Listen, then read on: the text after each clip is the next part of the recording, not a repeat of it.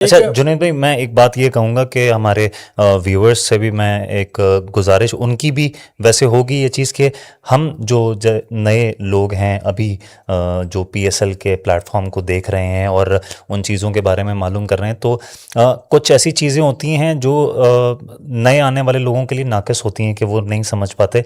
तो एक्सपर्ट्स का हमेशा काम ही यही होता है कि वो उनको सही तरीके से डिस्क्राइब कर सकें।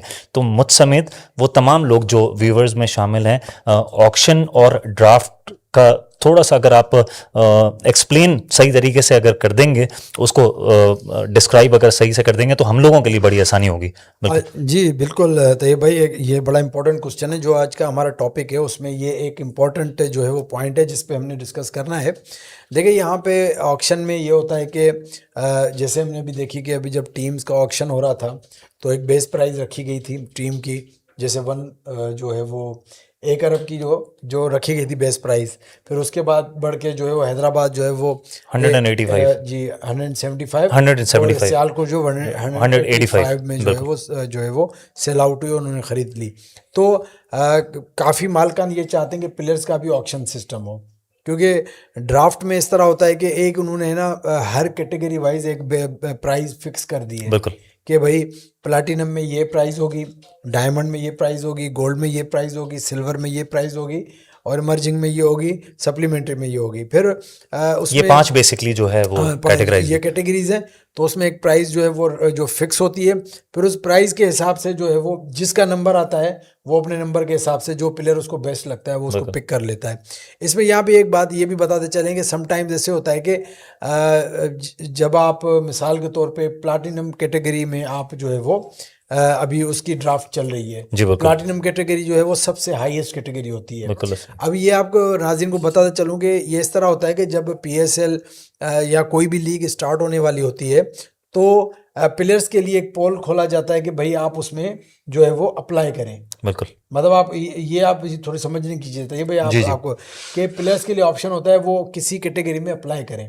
मतलब कि मैं भी कर सकता हूँ, आप भी कर सकते हैं। अच्छा, जो फ्रेश लोग हैं वो जी भी जी इस जी वो जी very nice. As a player, मतलब आप उसमें जो है वो अप्लाई भाई मैं इसमें कर, लाजमी बात है हर वो फिर वो फाइनलाइज उसको जो है वो पीएसएल मैनेजमेंट करती है कि भाई किसको रखा जाएगा, लेकिन अप्लाई करने का ऑप्शन होता है। बिल्कुल तो ये प्लेयर अपने आप को खुद एनालाइज करते हैं, मतलब कि प्लेयर को लगता है कि मैं इमर्जिंग कैटेगरी में डिज़र्व करता हूँ, या फलां समझता है मैं सिल्वर में करता हूँ फलां। फिर वो उस कैटेगरी हिसाब से उस कैटेगरी में जो है वो अपना जो भी एप्लीकेशन कहें या जो भी कहें उसमें करते हैं, अप्लाई करते हैं। तो उसके बाद पीएसएल मैनेजमेंट उनको वॉच आउट करती है।